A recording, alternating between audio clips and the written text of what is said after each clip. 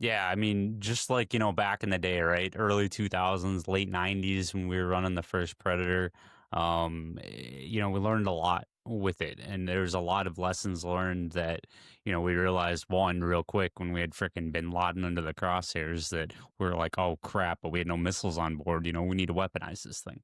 Same thing goes with the, similar theory in the battery consumption realm too, right? Because for larger, UAS, there's always you're tying that battery consumption to something, right? That's your backup power. That's your, powering external systems, like you said, and the more you start adding right onto these, and we're already seeing that with smaller, commercial, group 2 and 3, 1, 2, and 3 UAS, is that they're starting to go, okay, what can we add onto them, right? Whether it's for nefarious activities like adding, like mortar drop harnesses, or, hey, just delivery, different things like that. With it, you still have to worry about that power consumption, worry about that power draw, because now I have to have, just like you said, I have to worry about, am I pulling from the same system or am I pulling from two different ones? Because as we know, batteries are not light by any means.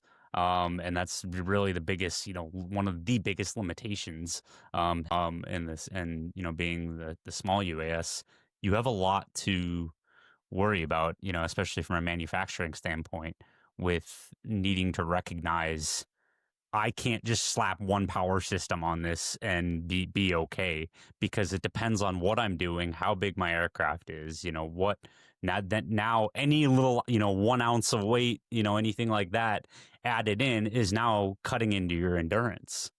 Which is literally your moneymaker in that case, right? With it, the longer, the less battery swaps I have to do, the less things I have to come down and refill, the less processes that I have to manually intervene, the smoother the application and the quicker for, whatever the production is, or operations being done, that it can be more fluid throughout.